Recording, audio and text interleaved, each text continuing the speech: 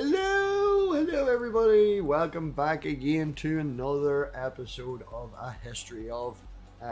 Thanks everybody for coming. I know we're a wee bit late, things are happening tonight, so we just had to get caught up and get a shower and stuff.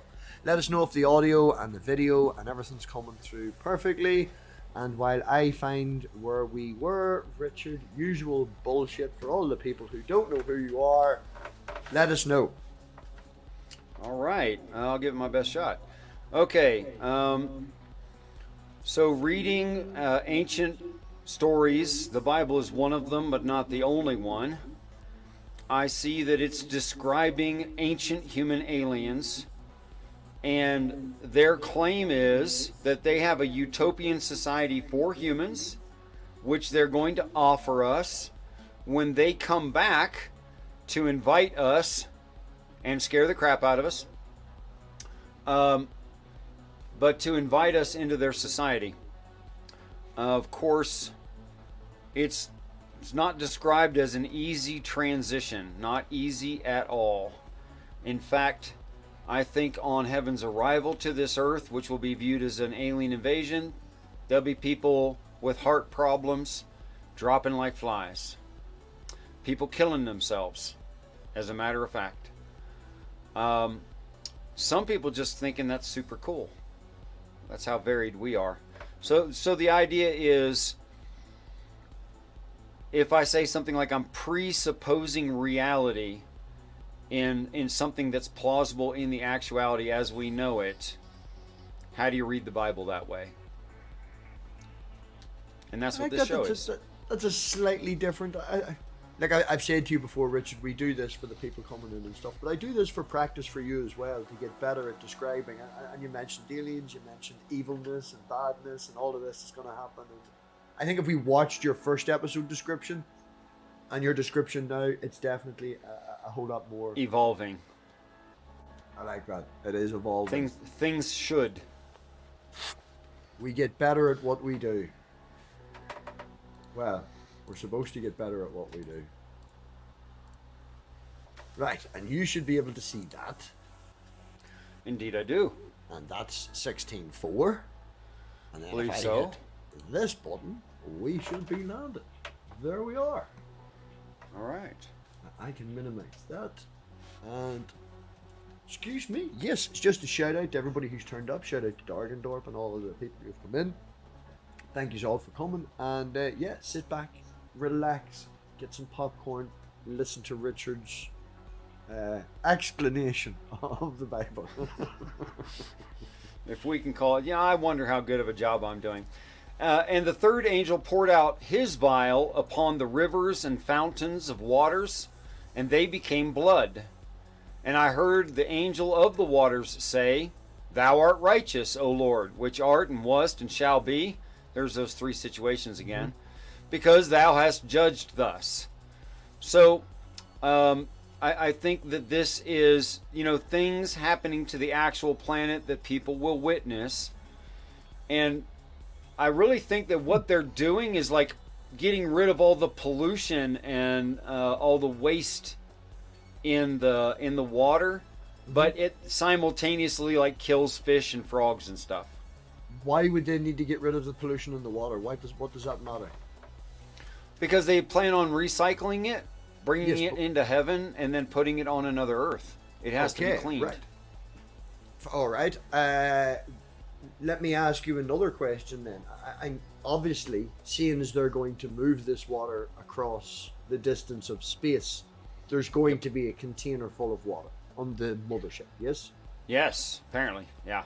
Apparently, right? That's a big enough, once you take just the layer of water off it, it's a big enough just chunk. So they have to then store it in a thing. And going by the ideas of these and what you've told me, the most efficient shape would be a sphere, right? So they've got their big giant chunk of water in a spherical container. Why the fuck are they not cleaning it and taking the pollution out on the ship where it would be a controlled environment? Don't know. Maybe it's like two birds with one stone. That they can do it this way, and it's also written in the text, and people see it on the earth, and it'll encourage them to accept what's going on. Again, It's happening. The actual Earth is being invaded by aliens. There is no convincing going on. What you're alluding to is convincing that they have read the stories before and that Christianity was this. But again, we keep talking about this. Your aliens don't promote that they are God. Right, because they are not God. Right, exactly. Okay, you know what I mean. God as in the Christian term God, not God as in your term. Oh, God is the Christian term God. So go ahead. So yes, they're not saying they're not going to promote themselves as the Christian God, but you want people to understand that reading the Bible, this is happening. So this would allude to them being the Christian God, which they're not telling. So your idea of writing it down in the Bible, so when they see it, they're convinced that it's happening. If the oceans are boiling and evaporating away and there's a spaceship in the sky, I don't need a correlation to the Bible. You make a good point. I don't know. Like the literal spaceships are in the sky, you know. I think there's value in the fairy tale style telling of the story to be flipped over by reality, and it's not just Christianity that has this exact event. I suppose that, I mean, I haven't looked for this particular event, but all the rest of them that I looked for were in all these ancient religions. I wouldn't be surprised if this one is too. I just can't see from a technological point of view, from an efficiency point of view. Now we've talked about how they come to Earth and different ways of coming to Earth to achieve the same thing. They could have come peacefully and all. But this is purely a mechanical process. This is nothing to do with anything. This is just a mechanical process of removing the pollution from the ocean. And I don't care how technologically advanced you are. It is always going to be easier to control something when it's in a controlled environment. That's a fact. Yeah, I think you're right. Yeah. So if you have all the water on a spherical spaceship, depollute it or whatever you want to call it, dump the shit out the back into space, you know, like dump it on the Earth before you leave. I don't know what the advantage is in doing it this way. I just don't know. I never prayed about it, and there's nothing in the text to define that I know of. Mm-hmm. I mean, I could postulate something maybe, like maybe what falls out of it has some effect on the surrounding area. I don't know. I don't know if it could be that terrible. Like, what from a planet could you put out into space that would be damaging to space? That wasn't when it was on the planet. No, I wouldn't think you're not really going to affect space very much. I don't know.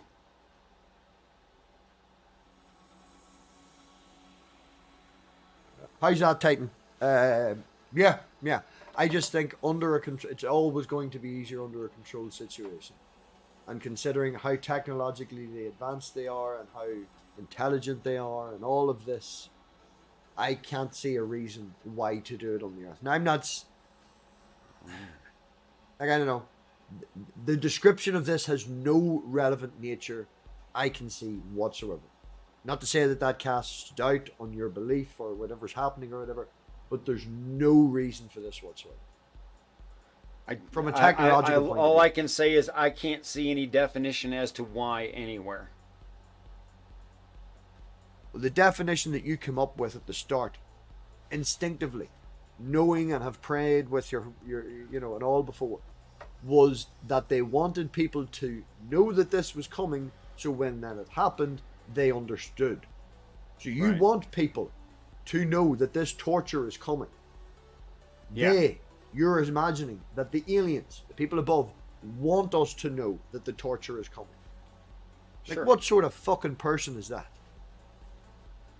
The kind who wants you to avoid pain whenever possible? This is going to happen anyway. This will happen regardless of whether you're good or you're bad. This is a mechanical process. Oh, not so. Not so. This is this only will be witnessed by people who already rejected heaven. What is this right here? About after heaven's arrival and the main ascension, we're in the third vial out of 7, so that maybe makes it like 8 months later. Right. And I've got two questions. One for you. One from Aaron Charioteer, which I think, Aaron, you should know this already. Does Richard believe in the Anunnaki in the Bible? I don't think you're a Stitching guy. Nah. No. And the second one being, every single time we've had this discussion on this particular verse since this episode has started, not once have you said that the waters are humans. Not once have you said that the waters turning blood is murdered and people dying and things like that. You have agreed with me that the reading of this is waters as in H2O. Yeah, it's H2O, yeah, as far as I can Why? tell. Why this time? Is every time you read waters not mean human, not mean people? I think I've said that before. I'd have to look into this translation, whether or not that should read water or waters. I'd have to look into this particular one. I never have. But since the rest of them are poured out on the earth, and it affects like physical, not living things, only indirectly does it affect living things, then I just read it continuous in context and never even thought about it. Okay. Just something to think about, because you do make the point and you're very adamant that water and waters means human, you know? Yeah. And you didn't even think about it this time. You just did it. Yeah. Oh yeah. George Peel is dead, according to Dargendorf. That name rings a bell. I can't think of the person. Don't know who. Okay then. Right. Verse 6. Go on ahead. Yeah. For they have shed the blood of saints and prophets, and thou hast given them blood to drink, for they are worthy. So, that's talking about the human experience of this. They have shed the blood of saints and prophets. So now that they're actively able to kill, so that this is talking about people, evidently. Yeah, this to me says. Is there any reason why I shouldn't say that it's talking about people above? Is there any reason why I should be inconsistent or have a I just pointed necessary out that has context happened. change? I don't know. I'm sitting here thinking about it right now. Reading that line, for they shed the bloods of saints and prophets, and thou hast given them blood to drink, for they are worthy. That to me sounds very foundational and like an evil statement. If somebody went forth and killed people and then drank their blood, and I told them that they were worthy, that seems like really not so nicely. Well, I don't think it's literal water of blood, but, water polluted with blood. Like it killed fish and stuff that were in it. Maybe even dissolved them. Okay, so it's a biological weapon. Why are you making your army drink it? The army's drinking. No, not the army drink it. The people who are still refusing ascension. Why are they refusing? They are worthy. It says they're worthy. It doesn't say they're not worthy. Yet you have to, when you read worthy right there, it's not a compliment. It's not a what? It's not a compliment. It's not a positive statement, worthy. It's more like they earned it. I can see worthy and he earned it being interchanged, but that's a strange way to write worthy. Worthy usually means good, Well, in late Middle English, this is not a strange way to write it. Okay, I give you that. Yeah, all right, okay. And I heard another out of the altar being heaven, by the way, for you Christians, say, even so, that all this stuff, Lord God Almighty, true and righteous are their judgments. So it's like saying, this is really rough, but despite how rough this is, it's just. So, yeah, this is getting into the not so nice stuff, really. If I could, Richard, just draw your attention to Carol. Carol said that you mentioned on your stream earlier that Jesus died, not the Jesus of the Christians, a different Jesus died for you, and that you're a Christian. But you would also say that you're a Muslim. You would also say that you're lots of things. And I did when I said that. Interesting. I even tried to I tried to make up a term for someone who believes in Thor and follows Thor. I couldn't think of anything witty because it There- doesn't like roll off the tongue. I can't remember the name off the top of my head, but there is a sci-fi show called Andromeda. It has what do you call that flippin' agent in it that everybody hates? Hercules. You know that guy? Can't remember. Kevin Sorbo, Okay. right? Kevin Sorbo is one of the main characters in it. Okay, but there Okay. is a religion in the show, and it was a particular alien race came to Earth and realized that there was all these differences, but it was all the same, and they had all these similarities. And they then named and created a religion based on all the old stories and all the old religions of Earth. And I can't remember the name of it, but that would be I need to look that up. I'm going to start calling myself that. This particular call, guy, man. this particular alien race also ate people and laid their eggs in the bodies. And then when the eggs... So he deliberately went against himself because he knew this was violent. So he didn't act upon himself. So he was an evil person and an evil, so to speak, alien race. But he Okay. found this religion and then didn't, and he walks the path now. Okay, that's too much background and now I'm confused, but the first part was really interesting. Yeah, it's basically just the name of the religion is a religion that's based on everything that this particular person found when they came to Earth. So that's what you should call yourself. Yeah, if we can figure out what that is. Yeah, I wouldn't like, I don't know. Andromeda's not a bad show. Kevin Sorbo is still a dick, but I like old sci-fi. Is it old? Yeah, Andromeda? 90s. 90s. Okay. I seem to remember the name Kevin Sorbo, but I can't. Anyway. Anyway, back to the other story about aliens. Yeah, these ones don't lay eggs in your chest or whatever. No, these ones and- just torture you and lots of other stuff. Well, yeah, piss you off, and yeah, and I mean, some people are going to be hurt. It's true. And the fourth angel poured out his vial upon the sun, and power was given unto him to scorch men with fire. I think this is like probably a micronova. I think this is where we were. Maybe our notes are incorrect because I remember talking about this. That happens. Yeah. So I think this is like a heavy-duty solar ejecta, but not the sun-going nova. Mm-hmm. I think that's what this is talking about right here. And men were scorched with great heat. Actually, it would be. And they blasphemed the name of God, which hath power over these plagues, and they repented not to give him glory. So they basically told the aliens, "Fuck you, you're not." Yeah. As a lot of people I would expect would be doing whenever you're being tortured and they're fucking about with the suns. It's a normal imagine. reaction. Yeah, I would think so. And blasphemed the name of God because of their pains and their sores, and repented not of their deeds. That's pretty like radiation poisoning right there. That's what I think. And the sixth angel poured out his vial upon the great river Euphrates, and the waters thereof was dried up. So great river Euphrates meaning like all the water of the planet. Not just Euphrates, but the great Euphrates. Which, let me think, the word Euphrates means to bear forth in English modern translation. And the way of the kings of the east might be prepared.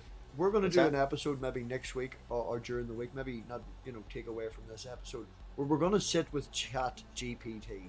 And when you make a translation, I'm going to ask my new smart friend that doesn't sleep all about it. Cool. That would be fun and interesting. Nerdy has I've done been something thinking about similar. using it myself, actually. I told Wes, the producer, about it last night and had to leave because he got a little obsessed and he was like, "Oh my god, this is brilliant. This is exactly what I wanted." He asked it something he hadn't been able to figure out and it was just boom, there's 10 steps to do it. He was like, yeah. So we should definitely do that. That would be fun sometime. Right on. I wonder what it will do. The kings of the east, the way of the kings of the east might be prepared. And I saw 3 unclean spirits, like frogs, come out of the mouth of the dragon, and out of the mouth of the beast, and out of the mouth of the false prophet. Yeah, we've already been through this. I know we have, right? Or is this... No, I don't know about this, but that's we already 3. talked about this looking like 3 different things. Or is this a repeat of it and it said it before? You've read it before, man. You've read this multiple times. I don't think we have discussed Armageddon yet, and Armageddon's only a few verses up. Okay. Right? Yeah, but that's probably where we are. Okay. Right? That's definitely note, not. But my note was bad. I take full blame. doesn't matter. It's grand. It doesn't matter. But I'm just saying, there's definitely 3, and whether it's repeated before, whether it's repeated now for the 3rd time or the 2nd time, it's definitely repeating 3 things. Yeah. You know, it's screaming at me 3 things. And like you said, the very first time I brought it up, that person isn't mentioned again and not important, and that's just, that's a possibility. This is at least twice, maybe 3 times, depending on your notes, that it's mentioned 3 different things. I don't remember. I have to go through it again. But we would agree that it's at least twice.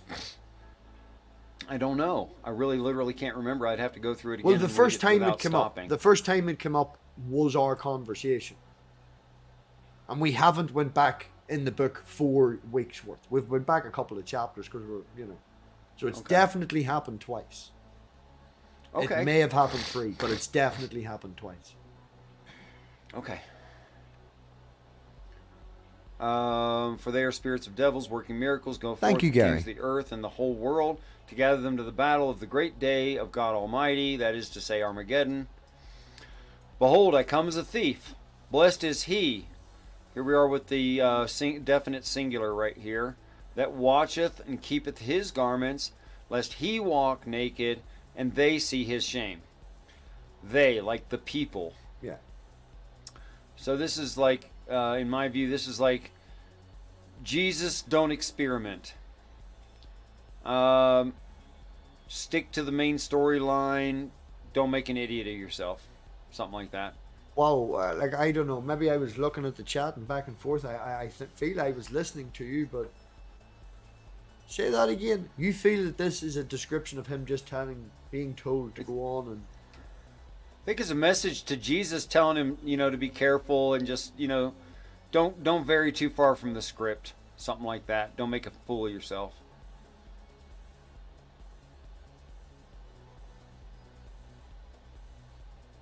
Okay, because I don't see it as instructions. It starts with "Behold, I," and considering what's happening, I'm taking that as Jesus. Yeah, that is a Jesus right there. That is, yes, sure. Right. I'm starting to get used to your flippy flop, right? So this is Jesus. Okay, so it says, "Behold, I, Jesus, come as a thief. Blessed is anyone who watches me. Keep your garments. Don't walk naked. See me shame." This is all a description of him talking. It's not any instructions being given to him. I'm not seeing that. The only plural there is they. Yes, to the other people who watch him. Right, him singular. Yes, the Jesus. So it's the they is being described as the other people. I don't see it as anybody giving Jesus instructions on how to perform when he's on earth. Okay. I'm just wondering how you got there. Because it's instructional? To the people. No, to some he. He that watches his garments, that they see his shame.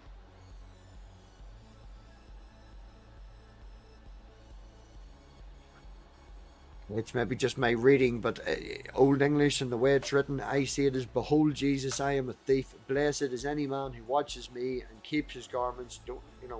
That's how I see it. It's referencing to him. That's a common way to read it, actually. That's super common. I think the problem with that is it's too much responsibility for any group. Because this is like saying be perfect. Keep garments, meaning keep your garments perfectly white, like the saints. And watcheth, like be careful and mind yourself. Right. This we're going to add this down. We're going to add this to the MathPig demolish doctrine and religion. Disagreeing with you on the reading of it. I'm disagreeing with you on the reading of it. In the context of this, we've talked about a thief before, and a thief is not necessarily a bad thing. It's... Not necessarily. Could be. Right? And I'm reading it as Jesus is getting to keep his garments, right? He's not getting to walk naked. Now, I'm taking that as a metaphor. Other people aren't going to see his shame. Other people aren't going to see Jesus suffer, mentally going through this, because he obviously is a bad person, you know. In his mind, he's done these things. He's not perfect, but he's being asked to go forward and portray himself as the ultimate human to help other people get up here. So he's feeling guilty and embarrassed and shameful around that. So he gets to keep his clothes and keep his shame hidden, because he is to portray himself as the prophet. I can see that.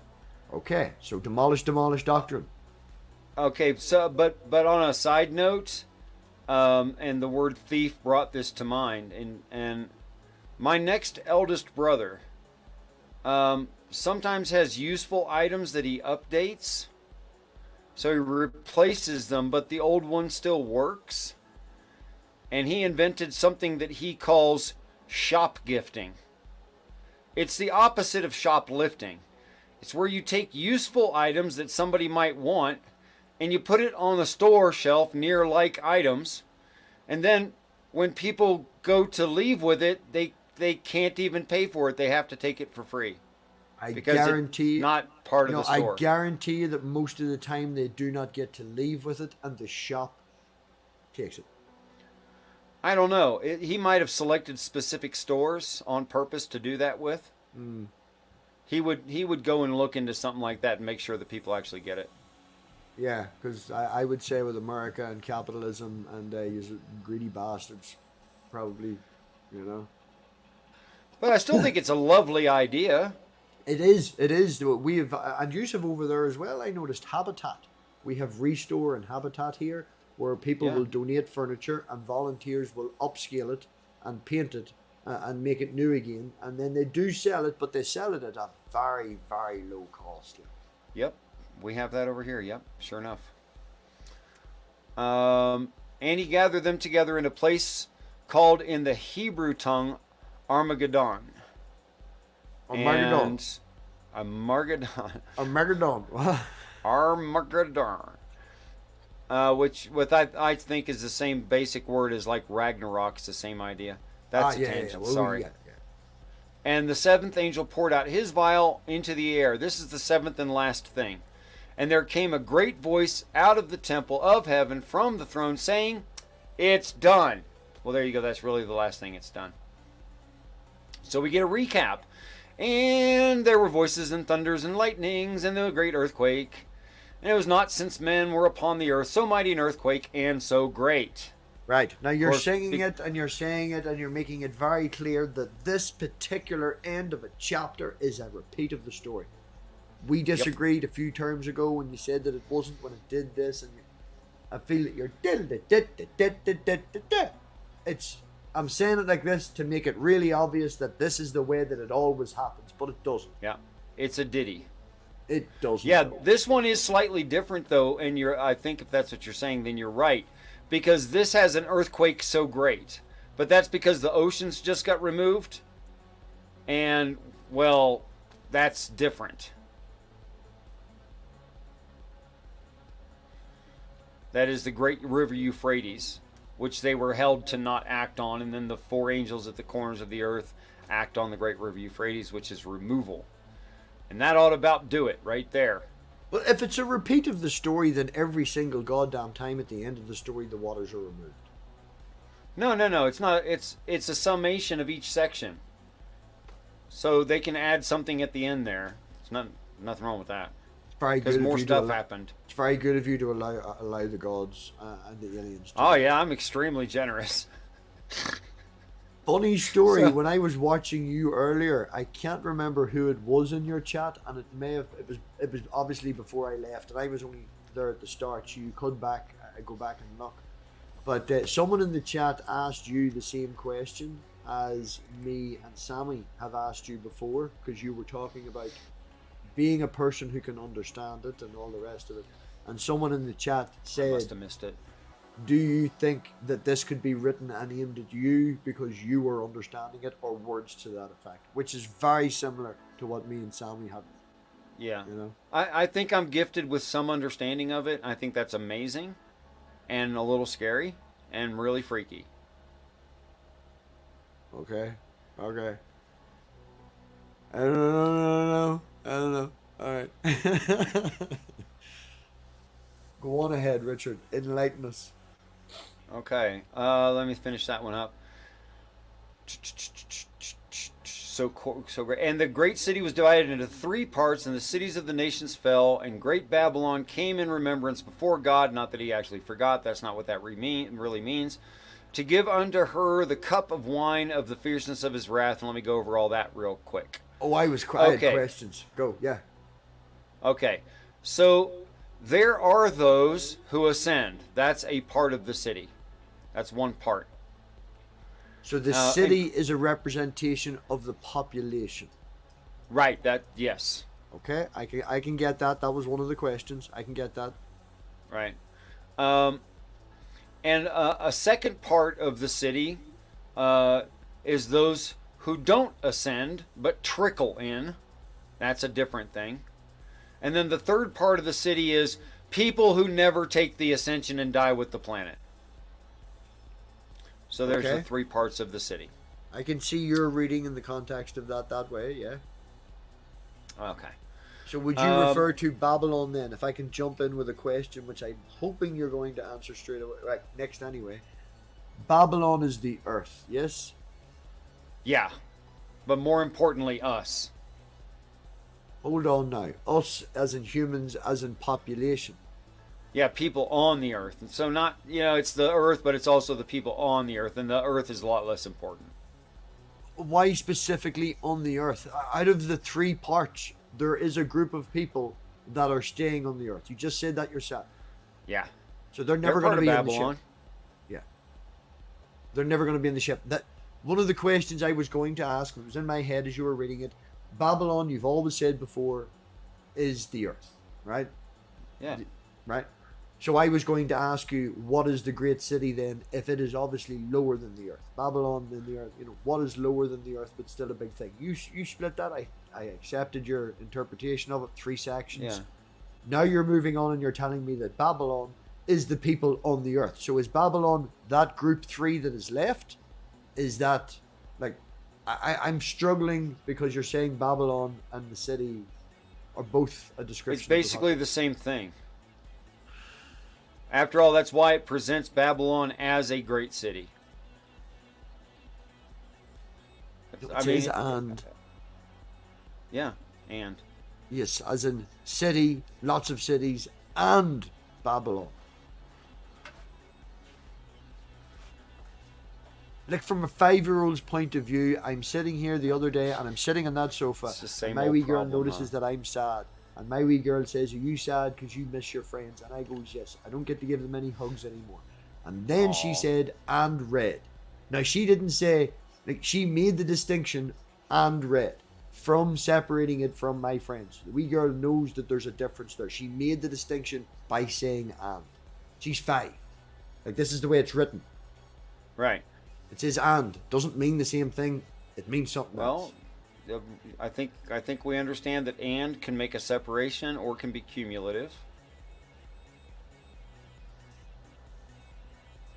If you're adding up. But in this context and the way this is written, it is not used as an addition. It's really just a problem of our modern English versus how to get this out of the Hebrew, which I understand is written in Greek, but it's written in Greek about a Hebrew religion. Late Hebrew Christian, early Christian religion. That's what's being written of here. I can write a book in English about anything I want. That it does not mean that their original language has anything like this. Was you just said? It's written in Greek, man. It's a problem with translation from Greek to English, maybe. Just because it's written about a Hebrew religion doesn't mean the Hebrew language has any relevance in the language it was written down in. Sure, it does. In the way that we understand it, we have to consider the early Christians. We have to consider the early Christians, yes, but we don't have to consider how you translate from Hebrew to English when you're translating from Greek to English. Yes, you do. It wasn't originally written in Hebrew. No, these ideas come from early Christians which spoke Aramaic, Hebrew, and probably some Greek. Spoke it. That was their culture. I don't see the relevance of translating from Hebrew to English when taking into consideration translating from Greek to English. I would with maybe the, something that was originally in Hebrew, then Greek, and then English. I would definitely, the Hebrew is the one that it was That's written what I'm in. saying. That's what I'm saying. The case is, I mean, there's no Zeus, there's no Heracles here, because it's not Greek religion. This is early Christian religion. It just happened to be written down in the most prominent language in the land at the time, which was Greek. So you can only write it, it's only relevant in the language of where the religion comes from. It has to make sense to the culture it was given to, which still had a lot of Hebrew roots. If I went and met a French person and I told a French person a story, and that French person spoke English, so understood me, and I spoke to them in English, they then confirmed everything I said back to them. I confirmed that they had got the story 100% correct. They then went and read it down in French. Yeah. Taking into consideration, the culture is fine. But that's them writing it down in French. They are understood, they have been confirmed with the source that what they are writing is correct. Sure, okay. They would have been able to do that, sure. I'm losing my own point because I'm slightly rambling to try and make my point, but I don't think... If it was originally in Hebrew, I think your point would have more validation. But it was. They're writing down Hebrew, late Hebrew, early Christian ideas here. That they were told verbally. Not so much Jewish, but early Christian. That they were more than likely told verbally. Yeah, and it was probably well confirmed to them, and then that Greek got translated into English, late Middle English, and here we are reading late Middle English when we're modern English. So it's actually like 4 steps away.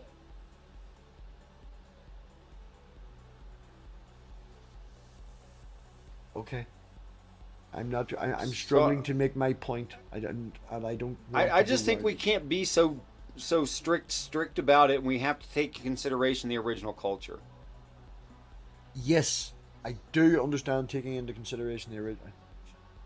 It doesn't matter, we're just going to go around in circles. Okay, sorry. No, it's fine. It's my lack of point, communication and your lack of understanding. We're both fucking useless. That's going to happen sometimes.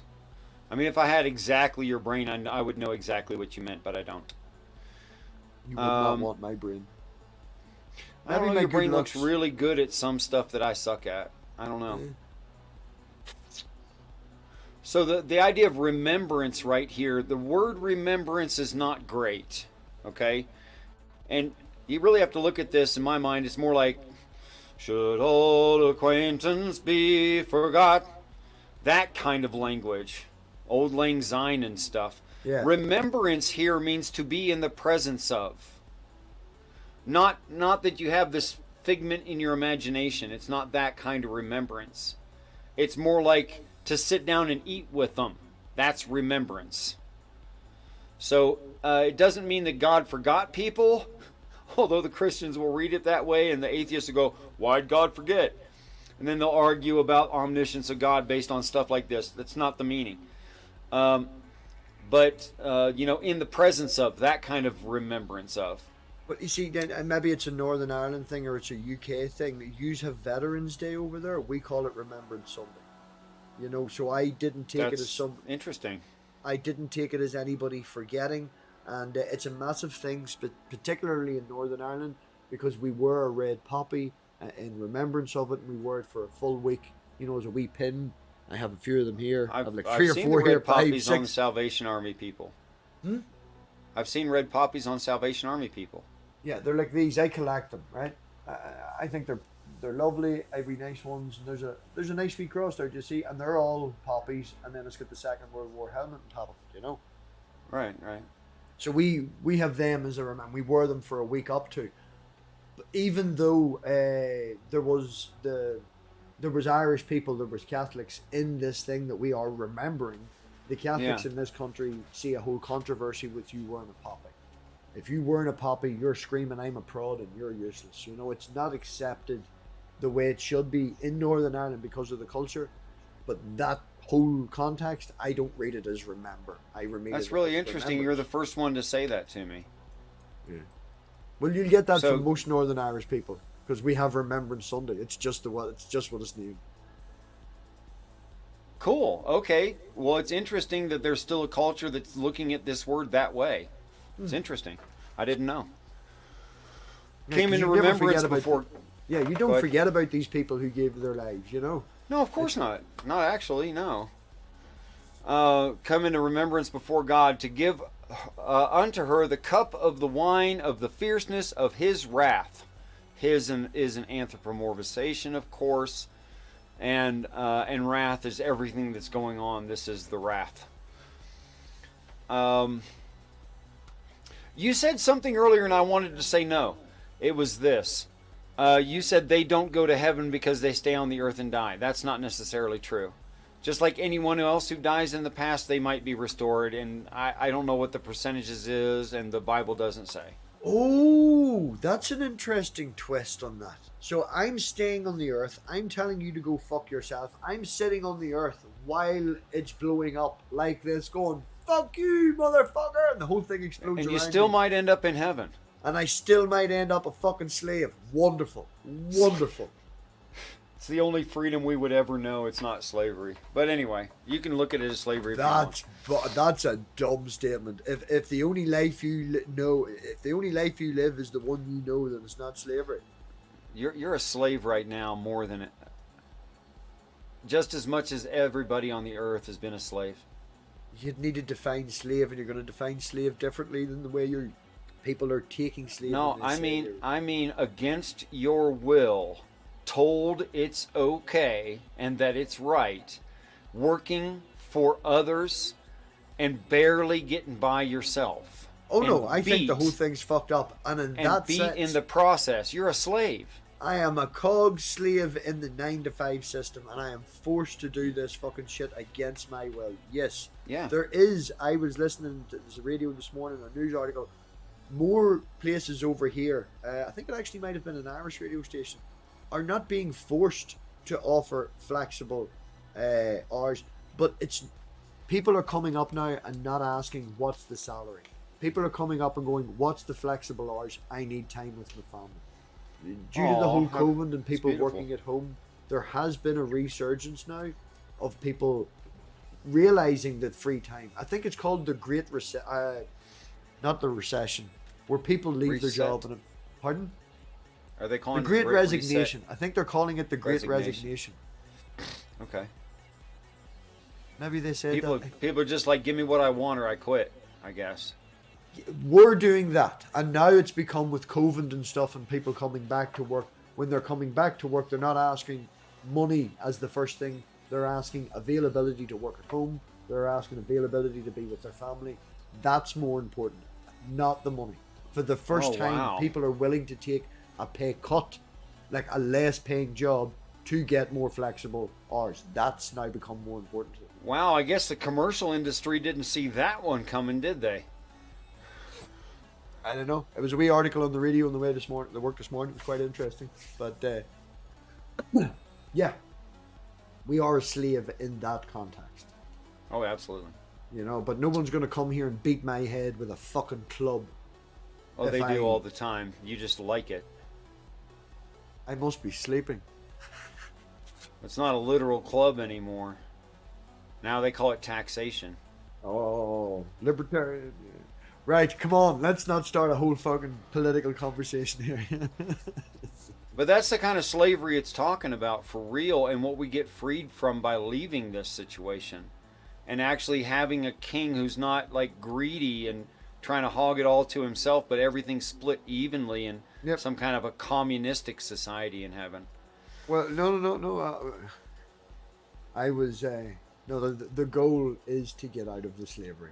I'm hoping to remove myself on. from the slave race in the next 10 years. I'm not waiting until I'm 60 to retire, because, like, if you work to your 60 and 70, you're probably going to die around 80 or 90 because you've worked to your 60 or 70.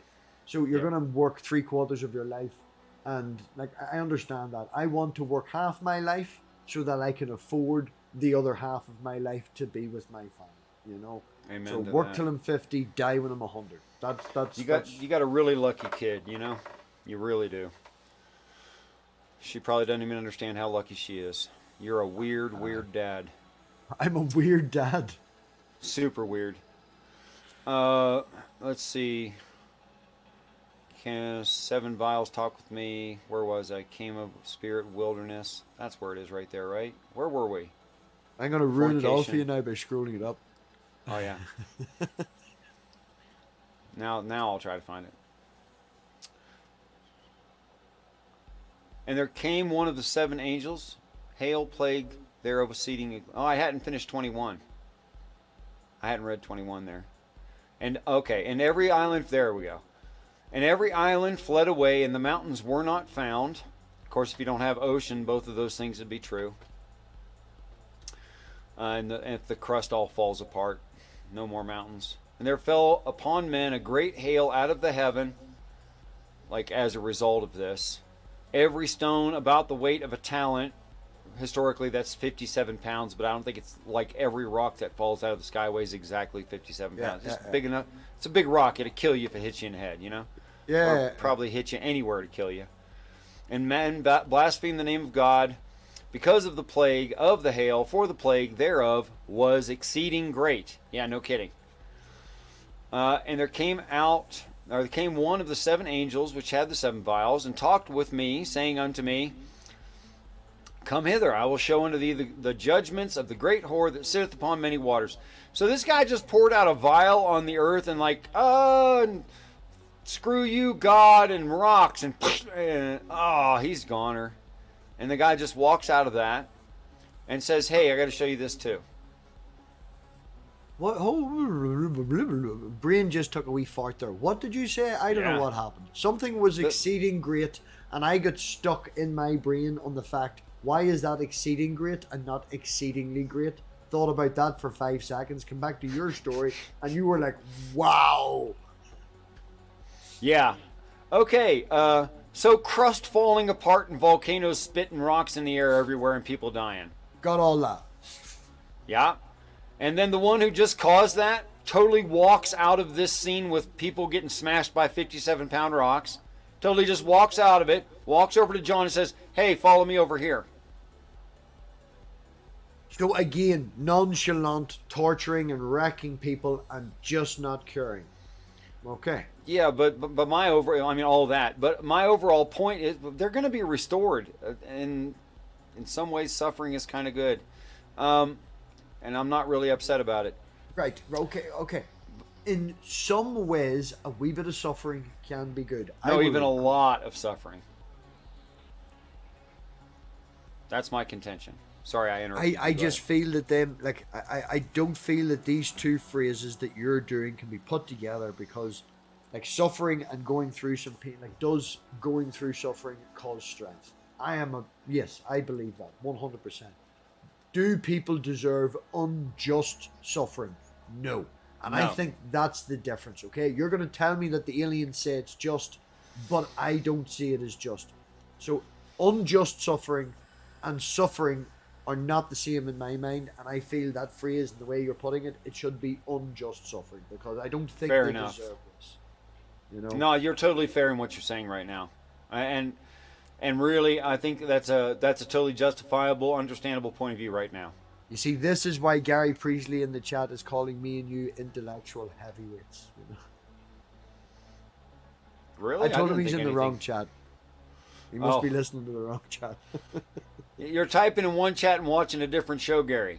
Yeah, that's what I was thinking. You got your screens backwards. Go to that chat, wherever that is. Let's see, where were we at here? 7 angels. Yeah, he just walks out and says, here, let me show you this other thing. The whore that sitteth upon many waters. Which, oh my gosh, I've talked about this so many times. I've just realised what the scene I was thinking of. He's just racked everybody and walked out of it, and it's Iron Man. I know you haven't seen it. Everybody else will have seen it. It's Iron Man, where he just does this, and the big explosion behind him, and he just walks off and lights a cigar and was like, not cool. Yeah, that's what I'm saying. It's something like that, yeah. Yeah. I mean, the first time I read this, I was like, what? How does he just walk out of that? But yeah, he just walks out of it. With whom the kings of the earth have committed fornication, and the inhabitants of the earth have been made drunk with the wine of her fornication.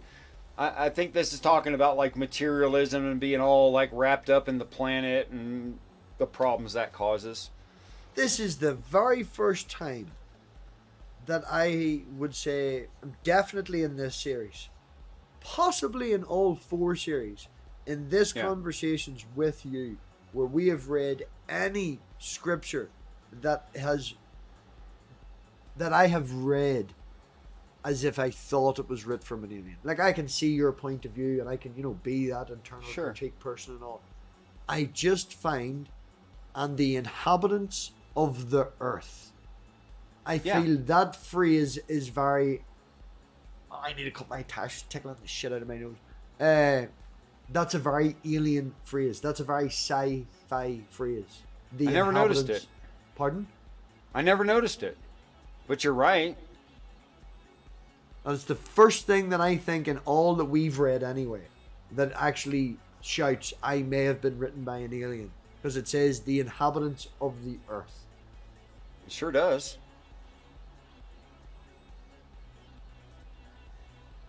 I mean, I'd like to look that up and make sure that's a good, solid translation. I was but just about to come out of my mouth. I wonder what word that was originally in Greek. Let's see. It's Revelation 17:2. Hold on. Give me just 1 minute, and I'll read you the actual words. I'll dance. Everybody likes to watch me dance. You know? Sure, of course. Good dancer, probably. I don't know. I'm no judge No, of I'm an dancers. awful dancer. I used to be better dancer. Now I worry too much. I think that's my problem. I feel. Does that more make you a awkward. private dancer? That's a different thing. Whenever I'm naked, I've nothing to be worried about. Helicopter. Okay. Let me see. Right, you put me in a weird track now, and now I've nothing to talk about. All right. They'll live. Everybody put up with us already this far. They'll put up with this for this few minutes. Ian wants a twirl. There you go. Ian always likes a twirl. You got a notebook handy? Something to write on? You got something? I'm not gonna be able to remember all this. Fuck no. Okay, I'll write it down myself. Gee whiz. Yeah. The only thing handy is my book, and I'm not reading. You should read No, this, Richard. not Richard, in that book. No. Richard, you should read this book. You'd really like this book. Oh, I thought you meant your personal leather-bound notebook thing that you had before. It's right there, but I'm not scribbling your madness in it. That's for fucking stuff I write in from my daughter. But when you just said book, I thought that's what you meant, and I was like, no, don't write in that. Oh, no, I have that there. This is a book. This is my favorite book ever. Stone Junction by Jim Dodge. Red got me a hardback copy for Christmas. Definitely something you should read. The guy's life is very, very interesting. Yeah. Whatever. You don't even know the ending. It's good. You know the bugger. I don't want to. I hate mysteries and stuff. It's not a mystery. I hate real life stories too. They're boring. It's not a story about a general real life. Well, I hate sci-fi. It's not science fiction.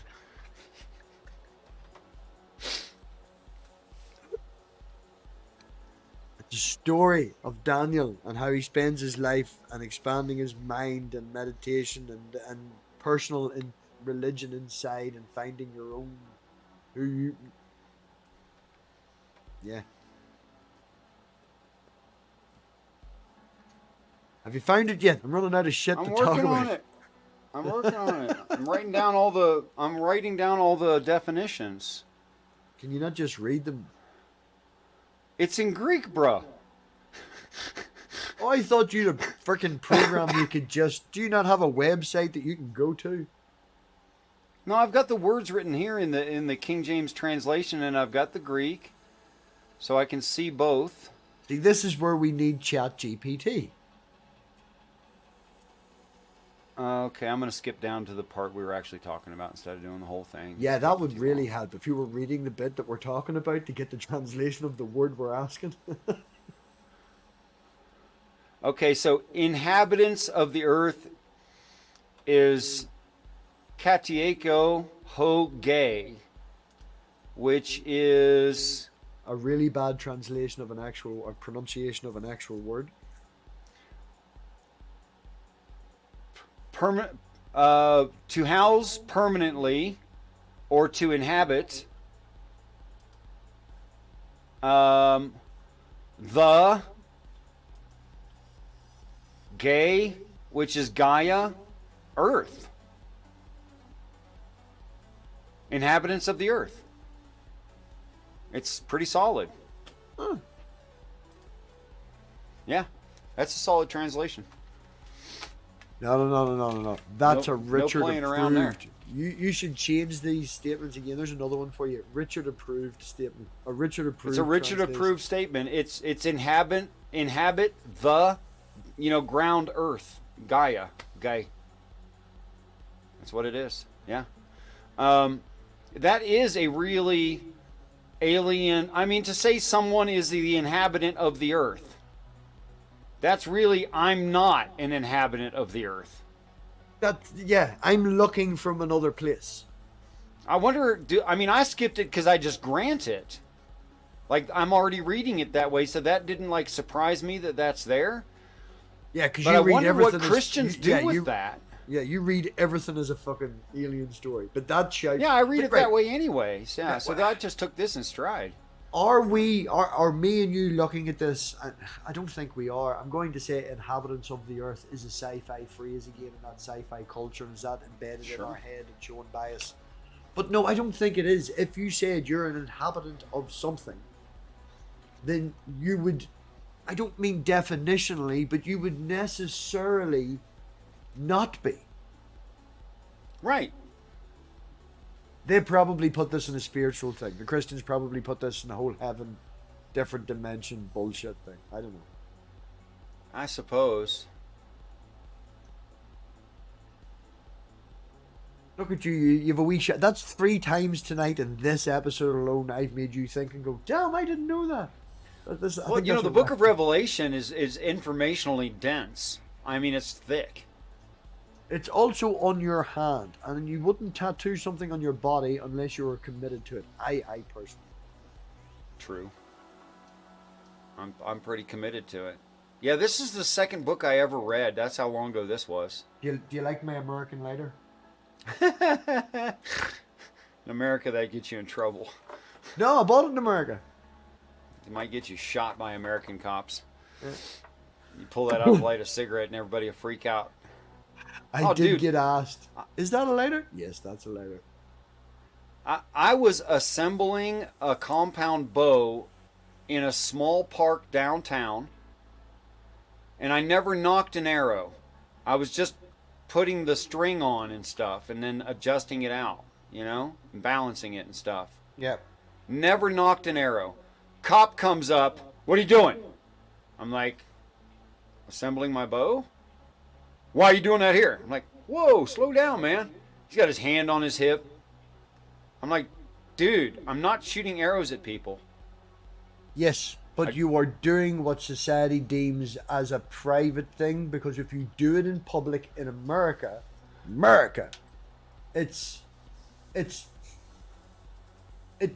going. You look like a fucking idiot's gonna fucking hit people with arrows, man. And that police officer, as I would think, seeing you in America like that, yeah, I would be slightly worried. I'm thinking somebody who goes to snipe a fool is already prepared to do it. He doesn't start assembling the gun in the park where everybody can see him. Why would he not? Because everybody would see him assembling a gun. Yes, everybody would see him assembling a gun. They have he possibly wanted to go murder by suicide, or suicide by murder. Maybe. But if I was going to try to shoot a human with an arrow, I wouldn't be sitting there putting a bow together. I would have done that in private and been ready. Yes, but that's logic, man. And it's not logic that the policeman is there to defend. He's there to defend people around him, ringing him, going, there's a guy over there making me feel uncomfortable because he's got a bow. If you did that 100 years ago, people wouldn't, because you'd have went into the forest to go hunting. It wouldn't have been you. Probably. All of the Indians are sitting around making their bows around a campfire for hundreds of years before you fuckers got there, and nobody batted an eye. True story. I grew up in the country where nobody cared and thought about stuff like that. Yeah, we made bows and arrows in the park when we were younger with other kids and shit like that, and it was fine because we weren't going to kill people. But in America, I mean, people think you're going to kill people. My mom used to say things like, make the pipe bomb small. It's like, don't blow your hand off. Yeah, I was just, my mother would always, come back with all your fingers. See, exactly. That's what it is to live in the country. You're given a lot more freedom, but... Yeah, a lot more freedom. You're lucky you come back with your boots and your bag and your backpack too. My brother was on a first name basis with the X-ray department. Social services actually come out to the house to check for negligence because we were in the hospital all the time because my mom would just like, get out the fuck, I have shit to do. And we just run around the fields and come back and be like, I'm bleeding. I'm cut. He's busted here. Like after a while, Mom quits asking how it happened. Yeah, he just doesn't even care. Get in the car. Yeah, get in the car. No, let me see it. Oh, crap. We're gonna have to. Yeah, get in the car. Or we I'll were get down that. at the I can river get one that. time, and this is how nonchalant you sort of get with it. We were at the river ban runs through Van Bridge, right? I was at my auntie's house, and we were down at the local river for summertime. We were fishing as you do, and Ireland, few beers, kids messing around, bit of crack, no fish. So we get down into the river, and we're just enjoying the sun, and we're throwing stones and shit like that. And we had the dog with us with the tennis ball, playing with the dog and stuff. And we've lifted a stone. I can't remember if it was me or my brother. And we lifted a stone out of the river that was green. And we fucked it up the river to make a big splash. My second or third cousin or whoever he was thought it was the tennis ball and jumped the headbutt with it. Right? Oh. Yeah. So he busted the whole top of his fucking head open, right? And we were like, fuck, fuckity fuck. So we then go up the road to the local campsite, which is just up around the corner, right, with the caravans and shit. And we stick his head under the public tap. Rinse it. Just keep it rinsing. Is it still bleeding? Yeah, okay. Toilet roll. Get some toilet roll. And then just stayed out till it was dark and then go in. And I think he did end up getting 3 staples. He woke up the next morning, the pillow soaked in blood. His ma went mad. He get staples in his head. But yeah. Yeah, that's just how life was. Oh yeah, my next oldest brother has a black dot. Like if you pull his lower eyelid down, he's got a black dot right there on his left eye. And that's where I threw a chunk of frozen ice, an icicle off of the roof. And it was about this big around, and I threw it at him, and it sliced his lower eyelid wide open, and it sliced into his eye itself, and that brown dot there is some of the blood out of his eyelid. Yeah, that's just how it was. Nobody made a big deal out of Something very similar with my brother. The dog was torturing me, and he wanted me to play fetch at the time, and I was doing the thing, and my brother was, this is very young, right? My brother was behind me, and he dropped the ball or whatever, and I just threw it like that. Fuck off, I'm playing, back to my sandbox or whatever I'm doing. And then all of a sudden there's this massive scream and crying. The dog had jumped up over my brother because he was behind me playing, and his back paw had caught him here, and just whoosh, pulled it up and sliced him there, so he had to go and cut there. So, yeah, country. He just, fuck's sake, what happened now? Get in the car. Yeah, that's how it was. Where are we at here? I don't know. I'm trying to defend Paddy the Possum, and also, Maya, I didn't poison you. Specifically said eat one. You ate more than one.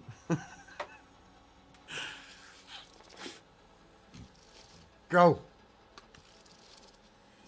Oh, I'm trying to catch up with side chat. Okay, never mind. Oh no, 17 and aliens. So there you carried it is. away in the spirit. There it is. Chapter 3. So he carried me away in the spirit into the wilderness, and I saw a woman sit upon a scarlet-colored beast full of the names of blasphemy, having 7 heads and 10 horns. And this is a crazy scene, no doubt. Go ahead. When he says me, Yep. and I would refer to as the same thing.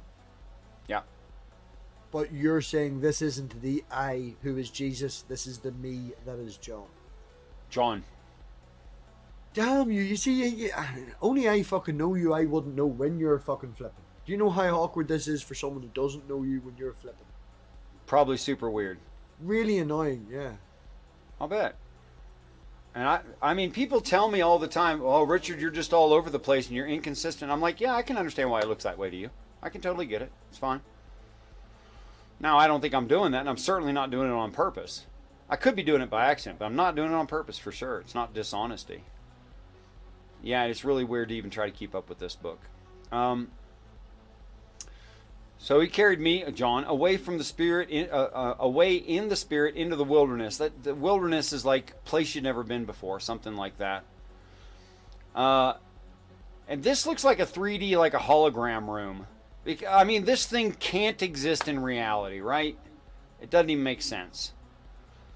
A scarlet-colored beast full of the names of blasphemy, having 7 heads and 10 horns.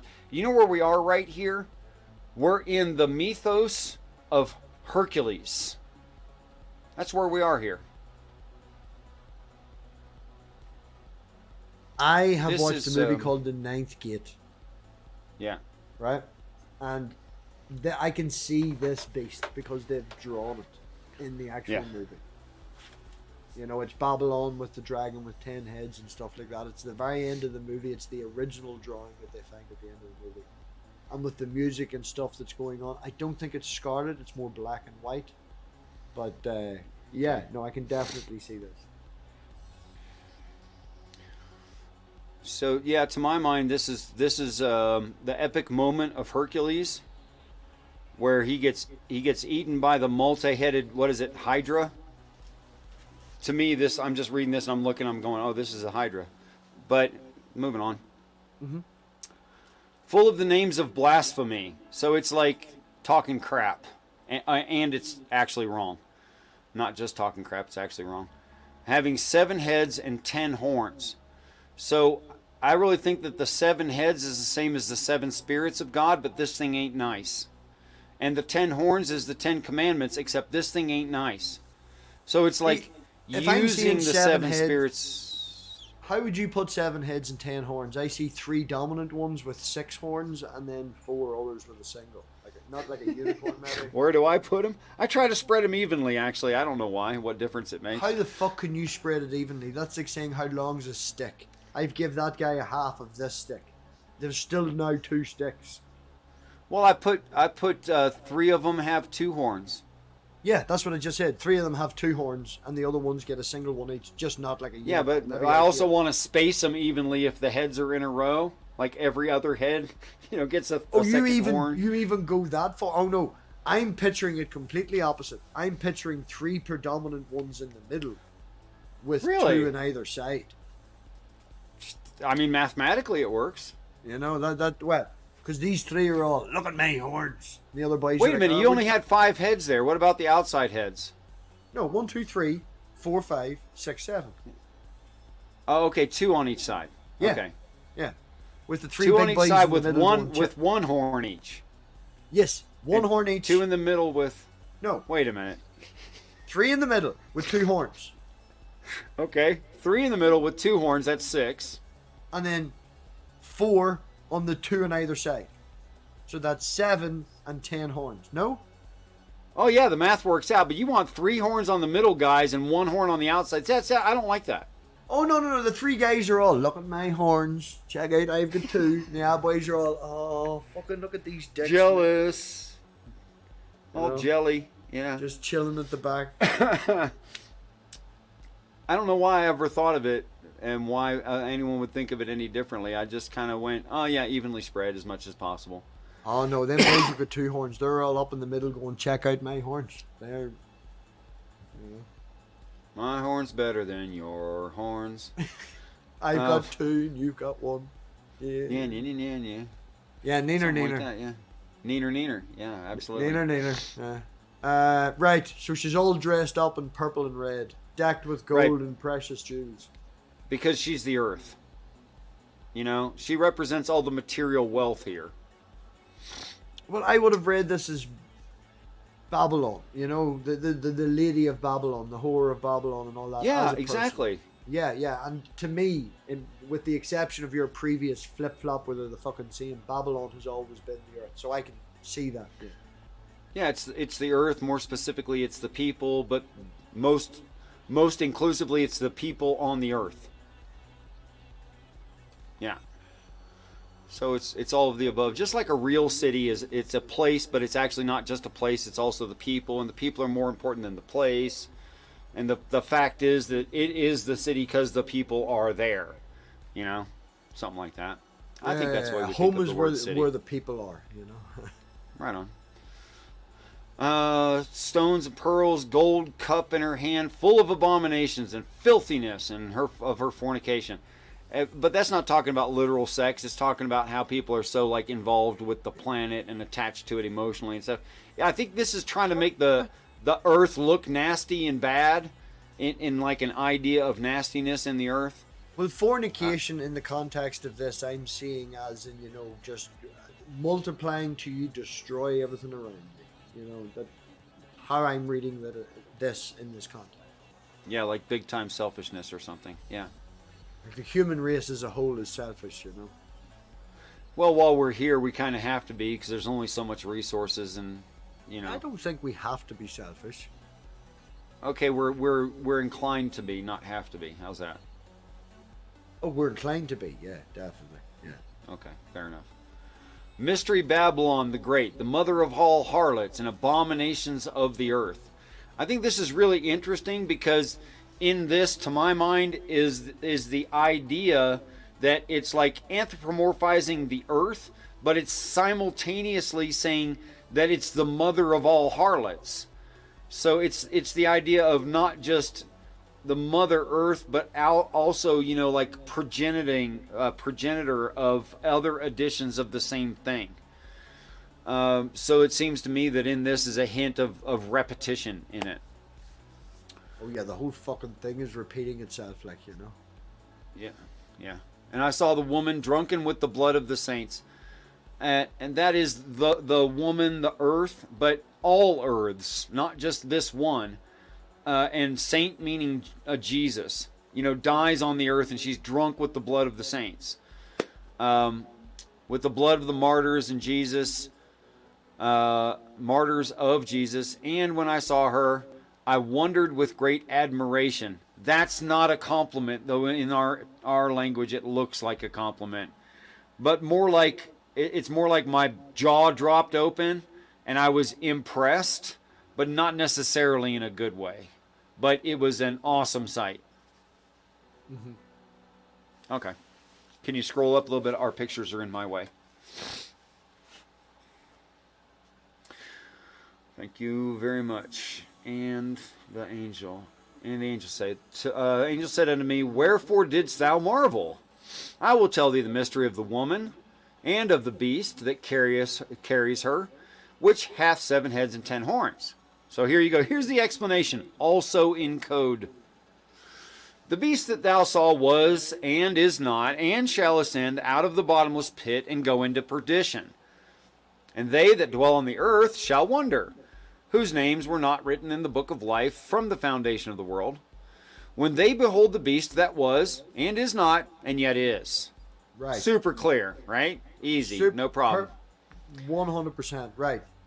Moving on then. I think I've asked you this before, but I just want to make sure we're on the same page. Your definition of perdition. Yeah.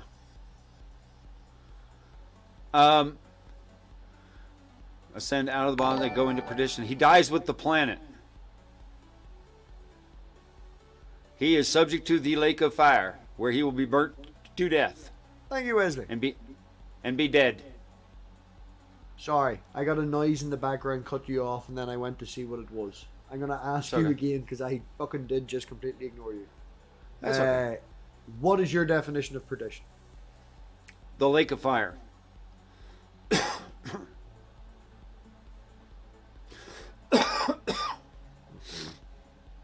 Torture. Yeah, stand in a lava flow. Yep. See, and if right, I don't know. Now you've thrown off mine, and it's very hard to define mine. It's similar, but not as. Okay, I'll accept that. Right. So the beast that the beast that you seen, was not. Right. Hold on. The beast that thou sawest was and is not. Okay, so is that telling me that it was there and it's a hallucination? Or a hologram? I guess you can read it that way. I don't. I meant hologram over hallucination. No, I think this is talking about actual physical beings and the roles that they play.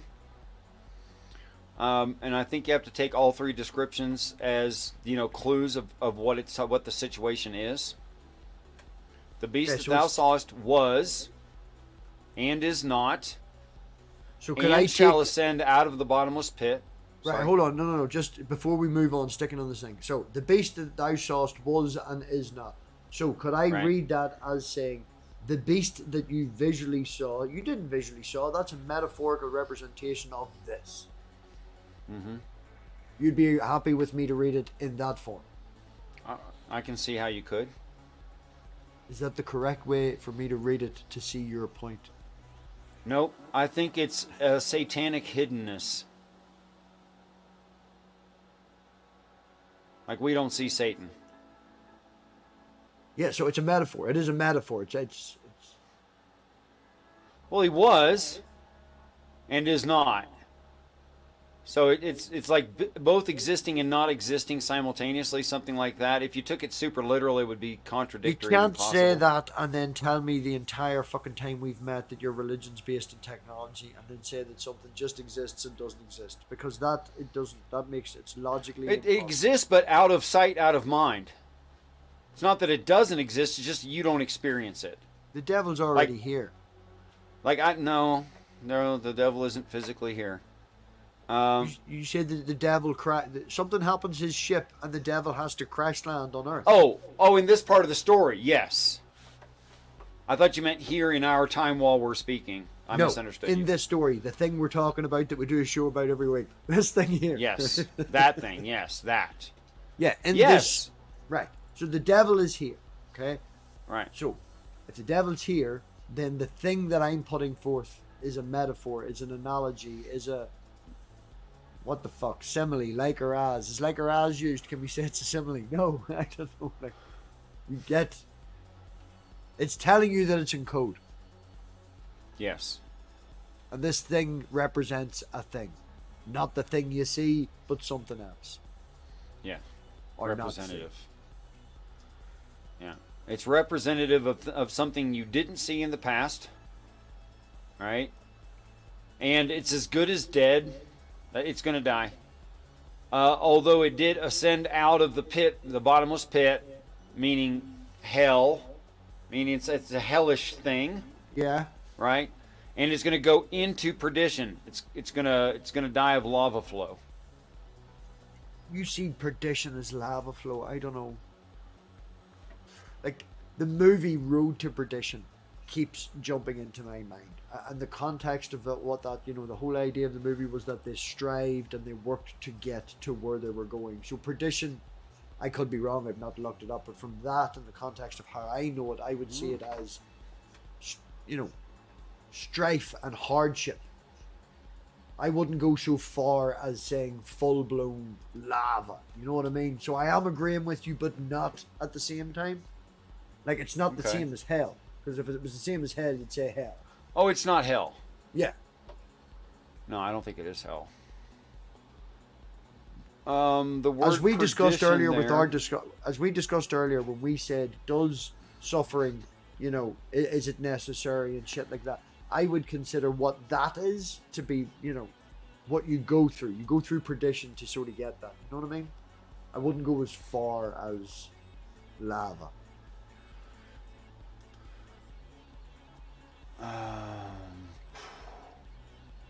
Apolome means to destroy fully, reflexively, to perish. Both literally and figuratively destroy. You have a cold. You must have sniffed more times tonight than I've heard. I do have some kind of sinus infection going on. You're right. Like this last year. More tonight. Okay. And the derivative word apolia means ruin or loss, both physical, spiritual, or eternal, damnable. So there, yeah. Utter damnable destruction, perdition.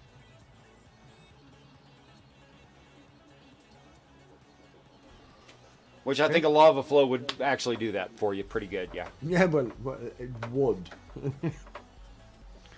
My friend George says, you know, if you ever thought about the density of liquid rock versus human being, if a human being like dove into magma, they would penetrate, they would push it down some, but then it would just force them out of it, and they would just fry on top. Yeah. Figure he's right. Yeah, I would take. I never put a lot of thought into it, but I don't know if have you ever seen them like liquids that when you apply sound to them, they become that sort of consistency. You know, it's hard. You can push on it, and you'll get a wee bit like a gravy with the skin on it. You can go down so far, but unless you know you're of a certain pressure, it's going to just pop you back up, and you're going to stick in the skin. Yep, something like that. Yep. Yeah.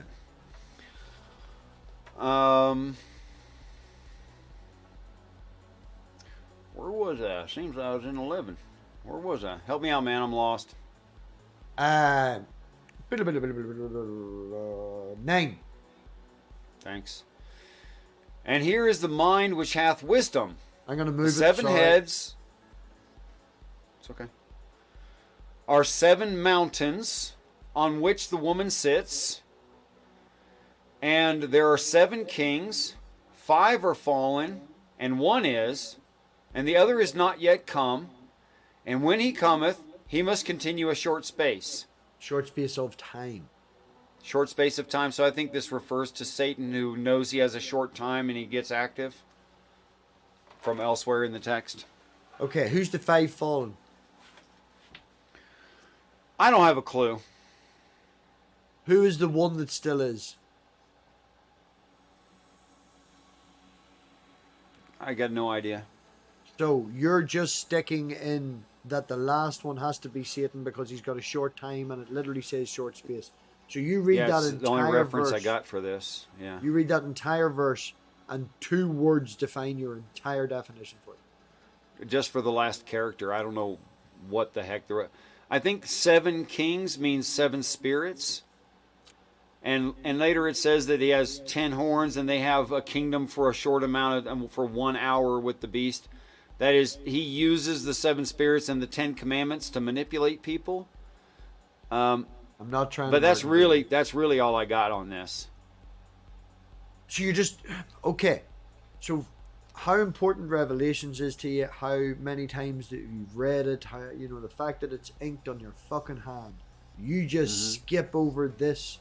I would consider quite a big bit. I know. I just don't think I have a choice. I don't know what the 5 are. I don't know what the 1 is. You always have a choice, and I have given you lots of different things, including an extra fucking evil guy, and you've went and thought about it. And it comes to this, and you're like, I don't have a choice, I'm just skipping it. You do have a choice. I don't know what the 5 is. I don't know any reference that's a 5 something. Can you not pray on? On the 1, you can always insert some 1 in there anywhere. The point I'm making is, I said to you a couple of weeks ago, a few months ago, here's a 3rd person. You went, sure. You're right. I'm going to have to go away and think about that. I'll pray on. I did. But you did. And we're now coming across something very similar, and you're like, I don't know. I don't have a choice.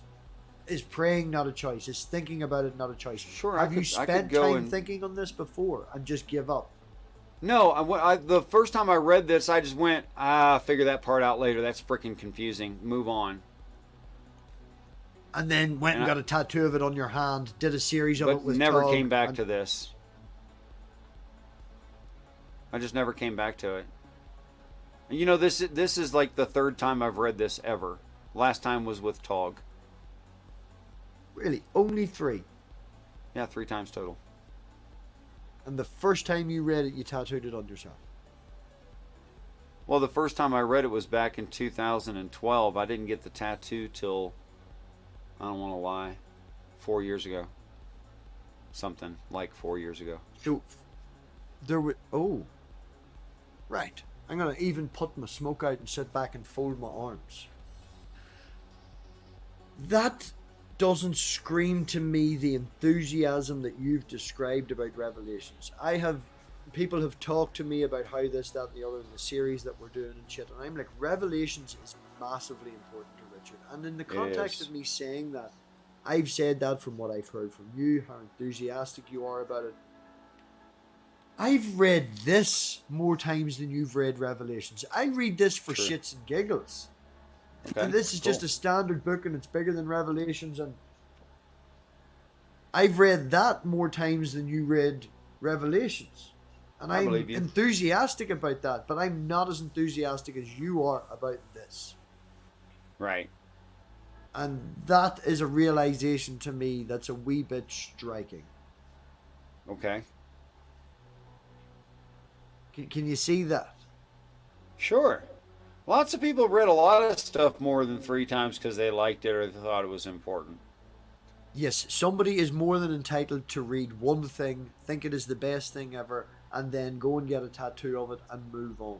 Now, here's the difference between that normal person who had a drunken experience in fucking a Greek island and got a tattoo that's always there that means something, and you, who spends every fucking waking moment that they have available talking about this. Yeah. Every single waking moment.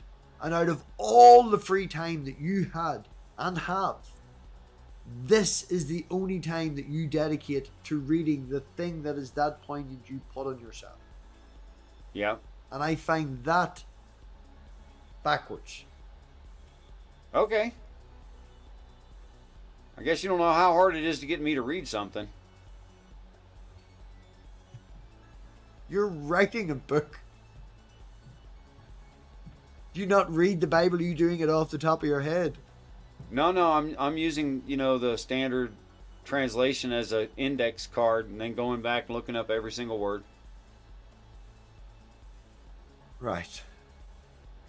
It is difficult for people to read. I'm not going to, some people like to read, some people don't. I'm not going to fight against that. I've never been a reader. I would make the effort for something that's that important to me, But maybe I'm just weird. I mean, I'm super serious about this book, but I don't read this stuff over and over again. I just don't. Well, you see, that also gives me a change of a foundational look, because when we talk about this, you jump ahead of the story. And I assume that you're jumping ahead of the story because you have read it or seen it that much. Like the last 2 episodes of Stargate SG-1, I can literally tell you word for word each character for the last 2 episodes. Because I have watched it that much, it's ingrained in me. I don't think about it. Sure. You're doing the same, where you don't think about it and you just say, but you don't have that, if you don't mind me saying, foundational base. Because you've only read it 3 times. So unless you can prove to me that you have a photographic memory, then most of what you're screaming with passion isn't screaming with passion because you know the words. It's screaming with passion because you know the feeling and your interpretation, and you filled in the gaps in your brain. Because you can't know it that well if you only read it twice. Right. And the one time I've read it once concentrating on the text, and I've never read it a second time concentrating on the text. It's always conversational and something. The other 2 times been this. Well, I think that we are concentrating on the text a wee bit. No, it's very distracting that we're talking about it. I think we're going into more depth and it's causing you to think more about it rather than just reading it to remember the story. I remember getting to this part and going, and just moving on. You're making yourself look worse to me. Oh, don't just go blah. How can you go blah? Read that. Yeah, I know, but holy cow, man. Dude, seriously, I'm allowed to read this and go, because of my opinion of it. I don't go forth every waking moment of my day to tell everybody about this. Look, I'm really convinced that when Jesus is here doing this, he'll experience what 5 are fallen means, and and 1 is. He'll get it. Good for him. Yay, can't wait. You're the one I'm talking about, though. I know. Like, why do I even need to understand this right now at that depth? It's fine. No. It's nothing to do with the understanding of the 5. I've forgotten about the 5. Don't care that you don't give a fuck about the 5. Of course you wouldn't know who the 5 are. You've only goddamn read this thing twice. Yeah. I think in my lifetime, this is probably my 2nd or 3rd time reading this. Now, I don't remember because it was younger when I was religious and stuff and all that. But over the Probably course not of that our important lives, to we've you. probably Yeah. read this same amount of times. That can't be right. That cannot be Dude. right. I've read this more than I've read any of the Bible. Well, I can give you that with the rest of the Bible. I don't read it. But it's Revelations, Richard. It's the conversations on how passionate that you have been about this and how physically annoyed. Like you were agitated when you were talking about it with Oh, Paul. yeah. Oh, yeah. Yeah, right? True. And it's so important to you. And at that stage, you'd read it once. Yep. Reading something once and getting really involved is totally understandable. The first time I read that book, 3 days. Didn't give a fuck. I was ignoring work. I'm in the back. Couldn't put it down. Went and told everybody about it. I thought it was fantastic. Go and read this book. Go and read this book. That faded away after about possibly 6 months or a year because it's a fucking book. You know, and people don't want to hear and all the rest of it. Great. You like it, you like it. I'll bring it up in conversation. But you're passionate about this to everybody. Like you're running around going, fucking read the fucking book. Actually, like, no, I'm not. I don't suggest they try to read it. Okay, I know you don't suggest they try to read it, but you are around every day going, this is the best book ever. This is amazing, and you need to know what's in this book. You have to know, because when the aliens come, you need to understand all the information you need is in this book. Is it a good book? Couldn't tell you. Can't remember half of it, because I only read it once. Wow, that's a bit of a... I don't think it's true that I don't remember half of it. You get what I'm saying, though? Like, as we're reading this, I know what's coming next. No. If you've only read something once, like... I've read that loads, and there's bits in it now that I'm remembering from only reading it the other day. And not remembering it when I tell other people about it, because I've only... this is just a wee bit of a mind blown for me, because... Okay. I don't know how it's just we like haven't earlier in this episode when I said, and the 10 kings, and they'll have a space of an hour. When I said that, it was behind our pictures. Okay. It's right there, but it was behind our pictures when I said it. Whenever you're in your free time and you're studying, right? This. Okay? Okay. And you're going through this. I assume you do that privately. I don't ever do that. You don't ever do that. I did that once back in 2012. I did that in 2012. Okay. See if I can articulate my words properly here. So you go to work, right? Do your work, you come home.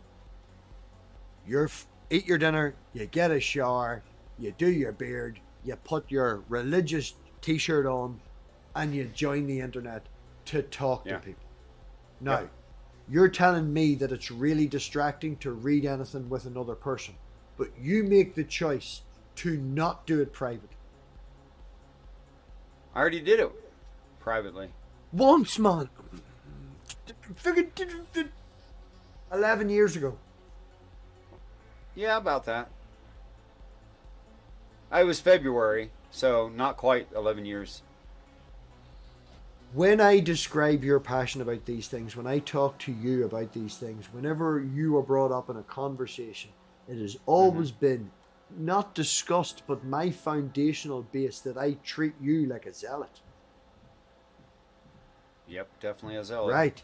These zealots spend their spare time studying what they read, going over what they Sure. read to reinforce what they believe. You have That's talked about obvious, how you're you right, have yeah. now started to try and read the Quran. So I'm like, Mhm. okay, dude reads the Bible all the fucking time. He's now going to try and read the Quran, making a fucking effort. You're making more of an effort with the Quran than you did with the fucking Bible. Yeah, and it's harder because I kind of already know what it's going to say, and it's not even interesting. No, you don't know what it's going to say because you read something and you're going off memory from fucking 11 years ago. I'm aware. So have you a photographic memory?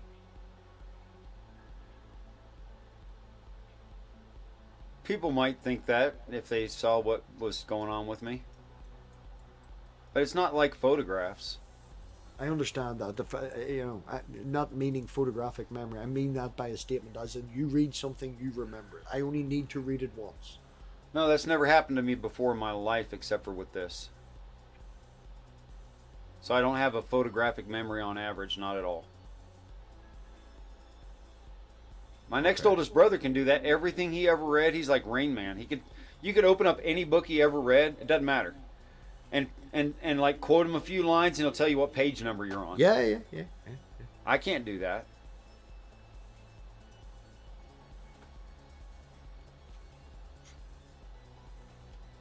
I don't want to say the words that's bouncing around inside my head because it makes me a nasty person, but I feel like this last few minutes you're painting yourself more as a crazy person that read something 10 years ago and hasn't shut up about it.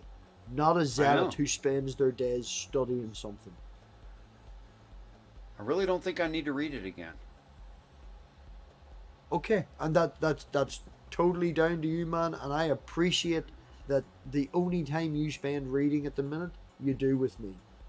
And I appreciate that, and I'm sorry for being a distraction, but I do feel that we get down into the dirtiness of it and the back and forth. No, that's good. We do, but I wouldn't call this studying for me. Because Bible I can't study pray. is not reading the Bible and making your own interpretation. Bible study is sitting down with a group of people and discussing what it is and how it means. That is literal study. We are doing Bible study. No.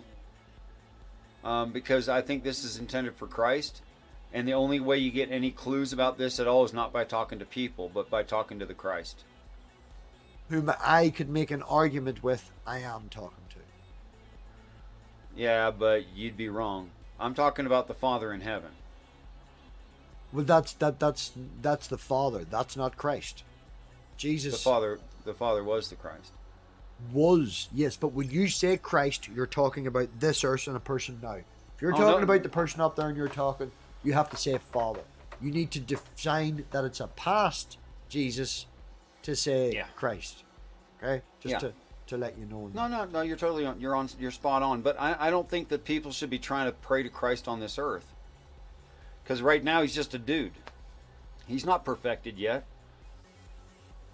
I don't think he ever becomes perfected in the demolish religion. Why he has to wear his coat and hide his shame. Of course. Of course he doesn't. Yeah. Right. Well, we've been going for nearly 2 blimmin' hours, as per usual. Well, no, actually, we covered quite a lot this week. I think we did. We covered quite a lot. We did. Where were we? You know where we just were. It was 9, right? Yeah. 7 heads, mountains, short space. Yep. So 10. we'll leave that up for a wee minute. Oh, you're going to write it down. Yeah, 17, yeah, I'm 10. going to write it down because it's too hard to struggle with. Thank you, Gary. We are. This is Bible study. Yeah. We are studying the Bible. We are not reading. Reading and studying is different. See, I think if you can't be deeply in prayer and receiving guidance, then I wouldn't call that study. I would call it talking about it. Richard, right. You, please rephrase that and say when you're deep in telepathic connection with the aliens. Because when you're deep in telepathic connection with alien past Christ of the last earth father. That's studying. If you're not doing that, you're not studying. No, that's a fucking Vulcan mind meld or a personal hallucination. Yeah, it could be either one. Yeah. Yeah, that's what I'm saying. You're either crazy or you're actually telepathically connecting to someone. That's not study. I understand that you mean study as an instant transfer of... I don't even think a fucking Vulcan mind meld is the right telepathic one. There is better ones in Star Trek that just transfer feelings and pictures and this. And it's done. They're not Vulcan. You know, Vulcans sort of... Yeah. Well, then now we have two things to try to find in sci-fi movies for me. Oh, I'll find these very quickly, man. Don't worry about it. Just let me know what you find, because I don't even know where to start looking. Right. I want to say thank you to everybody that's come by. Wesley Curry the third, thank you for the subscription. And I would like to have maybe a one-on-one with Wesley for maybe half an hour. So if you've seen him and Richard on Saturday, he was here, and I think he portrayed himself very well and had a decent conversation. He was open to coming in and just getting to know us and talk about movies, and then it was us that brought up religion, and I think he portrayed himself very well, and not his usual reputation, so to speak. So thanks again for the subscription, Wesley. Thanks everybody and all the usual people who come back, Ox and John and the guy, and I think Red's out there. She's 20 minutes behind. She's watching in Speed Force. But yeah, thanks everybody for coming. As usual, it's been good fun. And Saturday, I'm not too sure. As usual, I haven't fucking organised a co-host or anything like that. I'm talking to one person to put me in contact with another person. But they're all fucking Facebook. Who the fuck uses Facebook? Fucking hate fucking Facebook. So, yeah, we'll see how Saturday goes. Should have someone here on Saturday. And Richard, usual stuff. You've got the boys tomorrow at 12 midday Eastern, 5 p.m. UK, and 11 for you, yeah? 12 Eastern, yep, Big Zebra and Mac, yeah. Good. And yeah, Richard will be stream slotting all over the place. I think you said you've booked a couple of days off work. You're going to take some time and just do this. Right on. I'm having fun. I would suggest that you sit down every day and dedicate 45 minutes to an hour to read one chapter of one book of something. I start crying and I can't get very far. So, like you say, doing it with me is distracting, and now you're coming up with a reason that you can't do it alone. Yeah, it's too emotional for me. I get all worked up and wound up in it, and I just can't read through tears. Yeah, I understand that, but that again is a personal, internal thing that you are going through rather than reading the text. You're filling in blanks, you're filling them up. Read it without emotion. Yeah, because that's just, you just do that. Yeah, because you've told me. I don't know how you would. I don't, man. You have had conversations with me where you tell me that you are very calm and this, that, and the other. You don't get angry and all. I know that you have certain control over your emotional response. This stuff's different for me, man. So you tell me then, what is the best way for you to read this story a couple of times so that you know the actual words, not the words in your head and what they mean. These actual words better than you do.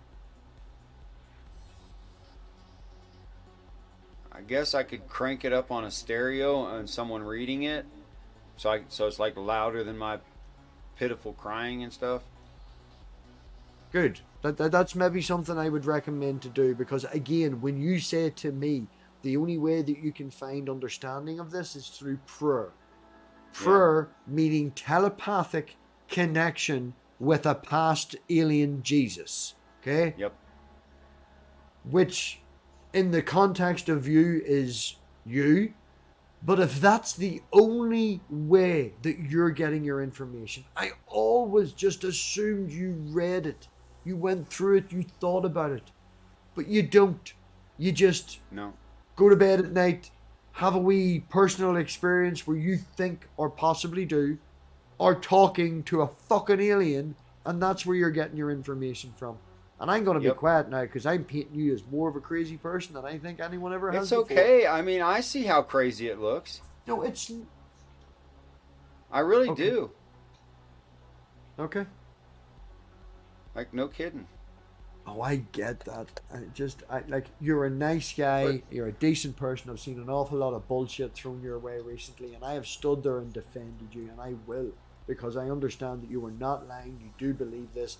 And when somebody like fucking dickhead Jay Bundy says Richard is not qualified to talk about what he's talking about, it's like, how the fuck is Richard not true. qualified to talk about the thing that Richard came up with in his head or believes or goes through? He's literally the best person to talk about it. Because he's the only cunt that thinks of it. Yeah, the only one I know of. Anyway, we shall see you all on Saturday. See you all next Tuesday for sure. And yeah, think for yourselves, people. Think for yourselves.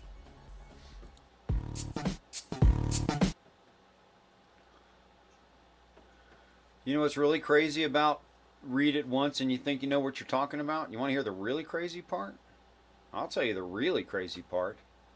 It has predictive power.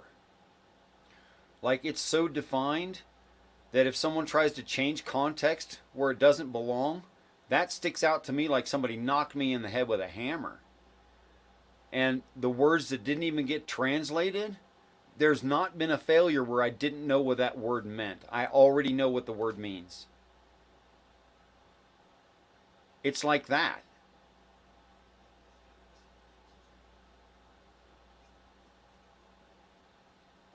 Sure.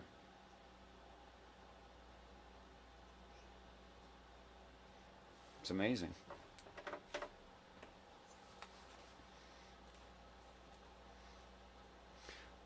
It doesn't necessarily, you're right. You are correct.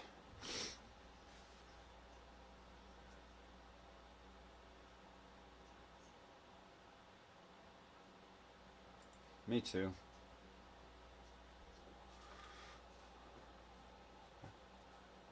Okay. Yeah, I don't. But I have said that before. I said before I've read it once, and I mean that. I've read it once.